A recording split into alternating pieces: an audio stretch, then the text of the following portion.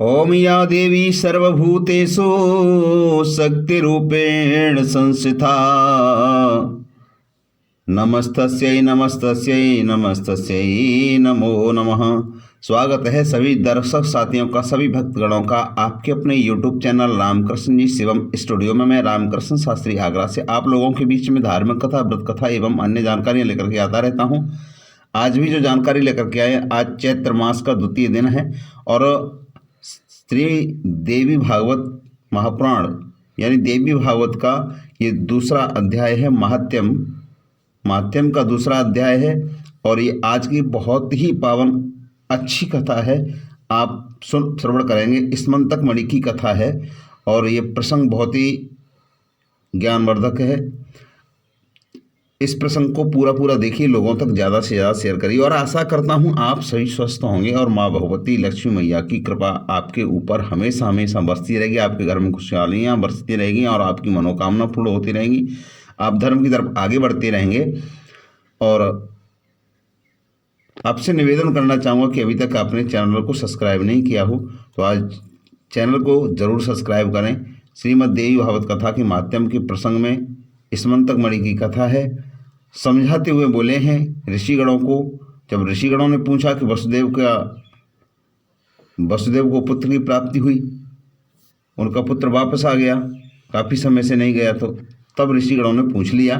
तो सूत जी समझाते हैं और समझाते हुए बताते हैं कि सूत जी ने कहा कि देखो, सूत जी समझाते हुए बोले कि भोजवंशी सत्राजित था और द्वारका में आनंदपूर्वक निवास करता हुआ सूर्य की आराधना से तत्पर रहता था। वो उस सूर्य भगवान का परम भक्त था और मित्र भी था। कुछ समय पश्चात सूर्यदेव ने प्रसन्न होकर के और उसे अपने लोक का दर्शन करा दिया और उसकी भक्ति और प्रेम से अत्यंत प्रसन्न होकर सूर्य भगवान ने एक स्मंतक मणि दे दी और उसने उसको धारण कर लिया।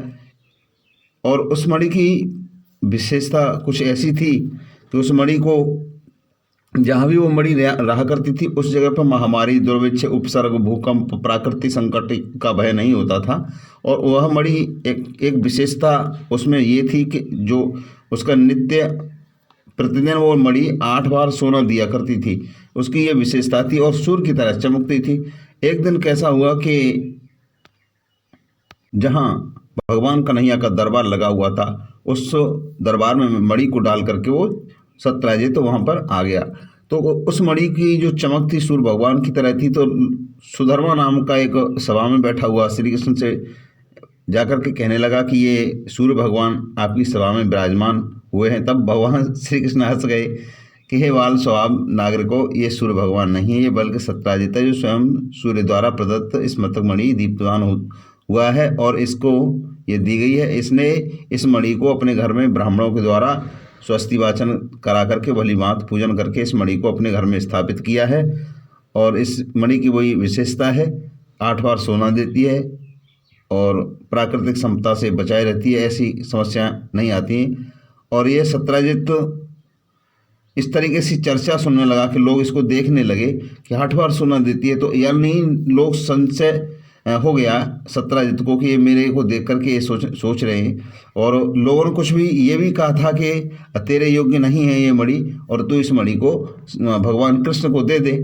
तो सत्यराजित तो उस दिन वहाँ से वापस सभा में आ गया अपने घर पे। तो उसके बाद क्या हुआ कि उसका भाई था प्रसेन, सत्यराजित का भाई था प्रसेन, एक दिन मणि को गले में डाल करके और शिकार खेलने के लिए जंगल में चला गया घोड़े पर सवार होकर के। और किसी तरह से प्रसेन को और जंगल में सिंह ने मार डाल दिया और वो मणि ले ली और मणि लेकर के शेर चला गया। और मणि को शेर लेकर के चला गया तो एक राक्षस राज जामवंत थे और उन्होंने शेर को मार दिया और उस मणि को ले लिया और अपनी गुफा में जाकर के रख लिया। मणि को स्वयं मणि ले ली।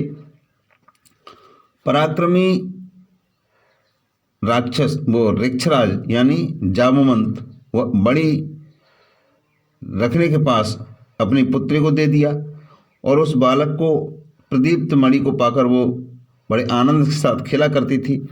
कुछ समय पश्चात जब प्रसेन वापस घर पे नहीं लौटा तब सत्यराजित बड़ा ही दुखी हुआ और उसने सोचा कि मणि लेने की इच्छा से किसी ने मेरे भाई को मार दिया। उसे शक हुई, उस समय के जो लोग चर्चा कर रहे थे कि ये मणि भगवान कृष्ण के लायक है, इसको भगवान कृष्ण को दे देनी चाहिए, तो उस पर उसे शक हुआ।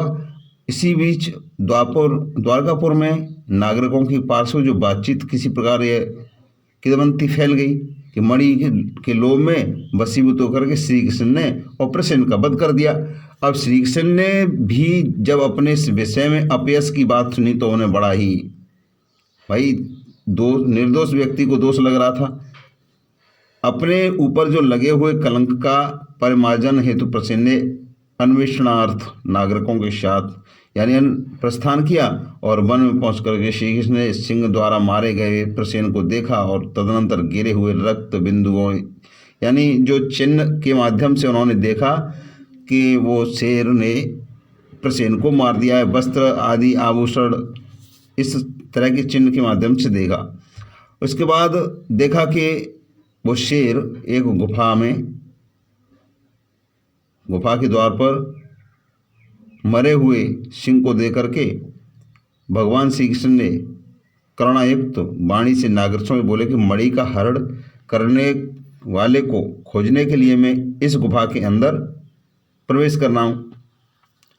उस गुफा के अंदर जब प्रवेश करने के लिए कहा कि जब तक मैं वापस नहीं आऊँ तब तक तुम यहीं ठहरो। द्वारकावासी कहने लगे ठीक है, हम यहीं पर ठहरे हैं। ऐसा बोल करके वहीं पर ठहर गए और श्री कृष्ण गुफा के भीतर चले गए। और उस गुफा में जामवंत का घर था। जो त्रेता में थे जामवंत, जो रामचंद्र जी के साथ लड़े हुए थे, वो वही जामवंत थे। वो उस गुफा में रहा करते थे। तत्पश्चात वहां पहुंचकर श्री कृष्ण ने ऋक्षराज के पुत्री को मणि धारण किए देखा। मत्री उससे खेल रही थी। इस पर उसकी धात्री यानी धाय भयभीत होकर के चिल्लाने लगी और जैसे ही वो श्री कृष्ण का प्रवेश हुआ चिल्लाने लगी। जामवंत तुरंत वहां आ गए और अपने पूर्व स्वामी श्री कृष्ण के साथ वार्ता हुई। वार्ता के साथ विवाद भी हो गया, लेकिन पहचाना नहीं, क्योंकि भगवान ने कह दिया कि आपका भगवान राम ने जब रामचंद्र के साथ थे तब इन्होंने युद्ध में बोले कि हमारा तो बल हमने तो आजमा ही नहीं पाया। तो उन्होंने कहा कि आपको द्वारका में आपको जब बल आजमाने की मालूम हो तब समझ लेना कि मैं आपके सामने हूँगा। ये कुछ बातें ऐसी कह दी थी रामचंद्र जी ने। तो वही समय आ गया कि दिन बातों ही बातों में विवाद हुआ और फिर उन्होंने आपस में युद्ध होने लगा। इस प्रकार उन्होंने दोनों के बीच 27 दिन तक युद्ध हुआ। जब 27 दिन तक युद्ध हुआ, द्वारकावासी गुफा के द्वार पे 12 दिनों तक तो इंतजार करते रहे, आगमन की प्रतीक्षा करते रहे, लेकिन उसमें अब वो भयभीत होकर के घर चले गए कि अब पता नहीं क्या हुआ। वहाँ पहुँच कर उन्होंने सारा वृतांत द्वारकापुरी के सभी नागरिकों को सुना दिया कि सत्यजित की भर्त्सना करते हुए अत्यंत शोक बेल हो गए और भगवान वसुदेव अपने पुत्र का समाचार सुनकर के परिवार सहित महान शोक से मूर्छित हो गए और बारंबार सोचने लगे मेरा कल्याण किस प्रकार से हो। उसी समय ब्रह्मलोक से देवर्षि नारद जी आए और वसुदेव जी ने उन्हें उठ करके उन्हें प्रणाम करके विधिवत पूजा की और देवर्षि नारद जी ने महामती यदुश्रेष्ठ वसुदेव जी कुशल क्षेम पूछ करके और बोले कि आप क्यों चिंतित हैं, मुझे बताइए। वसुदेव जी बोले कि मेरा आश्रय है कि मेरा पुत्र श्री कृष्ण प्रसेन को खोजने के लिए द्वारका के नागरिकों के साथ वन में गया था और प्रसेन को मारा हुआ देखा। उसके पश्चात प्रसेन को मारने के बाद सिंह एक गुफा में घुस गया और श्री कृष्ण नागरिकों के साथ द्वार पर ही रोक दिया और स्वयं उस गुफा के अंदर चले गए। अब इतना समय व्यतीत तो हो गया, 27 दिन हो गए, अभी तक नहीं पुत्र मेरा वापस आया। आप कोई ऐसा उपाय बताइए जिससे मेरे पुत्र को मैं प्राप्त कर सकूं। नारद जी बोले कि ये युद्धश्रेष्ठ, आप पुत्र की प्राप्ति के लिए अंबिका देवी की आराधना प्रारंभ कीजिए। अंबिका देवी की आराधना प्रारंभ कर दिए और शीघ्र ही आपका पुत्र आपको प्राप्त होगा और आपका कल्याण भी होगा। वसुदेव जी बोले, हे भगवान, ये देवी कौन है? वे महेश्वरी किस प्रकार के प्रभाव वाली हैं तथा उनकी आराधना किस प्रकार की जाती है, ये देवर्षि कृपा करके बताइए। तब नारद जी ने कहा कि वसुदेव, देवी का ये अतुलित महत्यम विस्तार पूर्वक सुनिए। वर्णन करने में कौन समर्थ हो सकता है, मैं संक्षेप में ही वर्णन कर रहा हूँ, आप सुने। जो भगवती साक्षात सच्चिदानंद स्वरूपा और परात्परा देवी है, परापरतरा देवी है, जिनके द्वारा यह जगत व्याप्त है, जिनकी आराधना के प्रभाव से ब्रह्मा इस सराचर सृष्टि की रचना करते हैं, जिनका स्तवन करके भगवान विष्णु मधु कैटव के भय से मुक्त हुए और जिनकी कृपा से विश्व का पालन पोषण करते हैं, जिनके कृपा कटाक्ष मात्र से भगवान शंकर जगत का संहार करते हैं और संहार जो संसार के बंधन की कारण रूपा है, वे ही मुक्ति प्रदान करने वाली हैं। ये भी परम विद्या रूपा है और वे ही समस्त ईश्वरों की ईश्वरी हैं। आप नवरात्र विधान के अनुसार जगदम्बा की विधिवत पूजा करके 9 दिनों तक श्रीमद् देवी भागवत कथा पुराण का श्रवण कीजिए, जिनके श्रवण मात्र से आप शीघ्र ही अपने पुत्र की प्राप्ति कर लेंगे। इस पुराण का पाठ तथा श्रवण करने वाले मनुष्यों से भोग एवं मोक्ष दूर नहीं रहते। नारद जी के ऐसा कहने पर श्री वसुदेव जी मुनि शेष नारद को प्रणाम करके अत्यंत प्रेम पूर्वक कहने लगे कि वसुदेव जी बोले कि भगवान, आपके इस कथन से देवी महात्म्य के संबंधित एक अपना वृतांत मुझे याद आ गया, मैं उसे कह रहा हूँ, आप सुनिए। पूर्व काल में पापी कंस ने आकाशवाणी के माध्यम से देवकी के आठवें गर्भ से अपनी मृत्यु जानकर भयभीत हो भार्या सहित उस मुझको बंदी बना लिया। वसुदेव समझा रहे हैं। तदनंतर मैं अपनी पत्नी देवकी के साथ कारागार में रहने लगा और पापी कंस भी मेरे पैदा होने वाले पुत्र को एक एक करके मारता गया। इस प्रकार उस कंस के द्वारा मेरे 6 पुत्र मारे गए। तब मेरी निर्दोष भार्या देवकी ने अत्यंत शोककुल होकर के और दिन रात दुखी रहने लगी। तत्पश्चात गर्ग मुनि को बुला करके उनका अभिवादन करते हुए, पूजन करते हुए पुत्र की प्राप्ति की कामना से मैंने देवकी का सारा दुख बता करके भगवान दया सिंधे, हे मुनिवर, आप यदुकुल के गुरु तथा हैं और आयुष्मान पुत्र की प्राप्ति कोई उपाय बताइए। तो उन्होंने उपाय बता करके मुझे प्रसन्न होकर के मुझसे कहने लगे थे कि गर्ग जी बोले थे कि हे महाभाग वसुदेव, अब आप उस सर्वश्रेष्ठ साधना को सुनिए जो भगवती दुर्गा अपने भक्तों की दुर्गति का विनाश कर देती है। आप उस कल्याणकारी देवी की आराधना कीजिए, जिससे शीघ्र ही आपका कल्याण होगा, क्योंकि उसकी आराधना से सभी नागरिकों को समस्त कामना पूर्ण हो जाती हैं। दुर्गा की उपासना करने वाले मनुष्यों के लिए संसार में कुछ भी दुर्लभ नहीं है। गर्ग मुनि ने ऐसा कहने पर मैं प्रसन्न हो गया और अपनी पत्नी सहित मुनिश्रेष्ठ गर्ग को परम श्रद्धा पूर्वक प्रणाम करके दोनों हाथ जोड़ करके उनसे मैंने कहा था कि वसुदेव जी बोले थे, हे भगवान करुणा सागर, हे गुरु, यदि आप मुझ पर स्नेह रखते हो तो मेरे कल्याण के निमित्त आप ही उस भगवती चंडिका की आराधना कर दें, तो मैं कंस के घर में बंदी रहने वाले कुछ ही भी कर सकने कि मैं असमर्थ हूँ। इसलिए आप महामते, आप मुझे इस दुख सागर से मेरा उद्धार कीजिए। तो मेरे इस प्रकार कहने पर मुनिश्रेष्ठ प्रसन्न होकर के बोले, वसुदेव, आपकी प्रीति के कारण मैं कल्याण करूँगा और मैं आपकी प्रीतिपूर्व प्रार्थना किए जाने के उपरांत गर्ग मुनि दुर्गा की आराधना की इच्छा से ब्राह्मणों के साथ विंध्य पर्वत पर चले गए। वहाँ पर उन्होंने मातृ स्वरूपा भक्तों की कामना के हेतु और आराधना की। जब पूजा आदि अनुष्ठान समाप्ति के बाद आकाशवाणी हुई और आकाशवाणी से मैं वो प्रसन्न हुआ। मुनि बोले कि अतः तुम्हारे कार्य की सिद्धि होगी। समस्त पाप के प्रकार के पाप एवं अनाचार स्वरूप पृथ्वी के भार का नाश करने के लिए मुझ प्रेरणा प्राप्त कर स्वयं भगवान विष्णु अपने अंश से वसुदेव की भार्या देवकी के घर में अवतार लेंगे। कंस के भय से वसुदेव जी इस शिशु को लेकर के शीघ्र ही गोकुल में नंद के घर पहुंचा देंगे।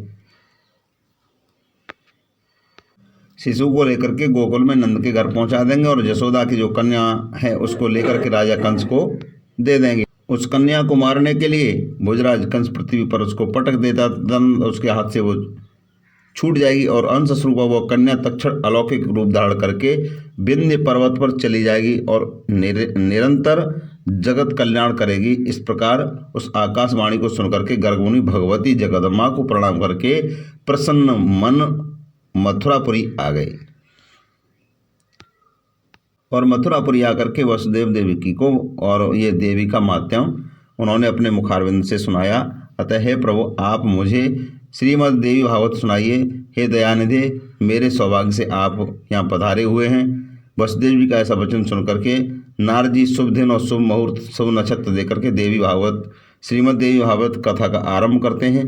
कथा आरंभ होने के पश्चात उन्होंने प्रथम स्कंद, द्वितीय स्कंद, इस तरीके से 12 स्कंद तक कथा का श्रवणपान कराया। और इस कथा देवी भागवत में 18,000 श्लोक हैं। और उसके बाद उन्होंने प्रसन्न होकर के और भागवत वाचक कथावाचक दोनों की प्रसन्नता से पूजा करके और उनको दान दक्षिणा दिया। उधर उस गुफा में भगवान श्री कृष्ण और जामंत का युद्ध हुआ। तो उसके बाद मुष्टिक का जब प्रहार किया भगवान कृष्ण ने, तो समझ गया कि ये और कोई नहीं भगवान है। तो उन्होंने जामंत ने पहचान लिया और प्रणाम किया और कहा कि क्षमा कीजिए, मैं पहचान नहीं पाया और आपने मेरे ऊपर अति कृपा बरसाई, मैं क्या कर सकता हूँ। तो उन्होंने अपना वृतांत बताया कि ये स्मंतक मणि है, इसको ढूंढने के लिए मैं आया था और इस मणि को दे दीजिए। तो उन्होंने मणि भी दे दी और कहा इस मणि को दे रहा हूँ और इस मणि को ये पहने, इसको भी ले जाओ, मणि वाली को भी ले जाओ, यानी जामवंती जो उनकी पुत्री थी उसका नाम था जामवंती, उसको भी ले जाओ। और मणि भी दे दी और जामवंती भी उन्होंने जामवंत ने श्री कृष्ण को दे दी। इधर कथा का समापन के पश्चात ही और जामवंती को लेकर के भगवान श्री कृष्ण द्वारका पहुंच गए। जो इस प्रसंग को निष्कपट होकर के भक्ति के शुद्ध हृदय से भगवान की व्याख्या करते हुए कलंकनाशक चरित्र का पाठ करता है, वो श्रवण करता है, वो पूर्ण सुखी हो जाता है। जगत में उसकी सभी कामना पूर्ण होती हैं। और ये यहीं पे विराम देता है। आज का अध्याय मोक्ष प्रदान करता है। और आपने चैनल को सब्सक्राइब नहीं किया तो चैनल जरूर सब्सक्राइब करें। जय श्री राधे कृष्ण, जय माता दी।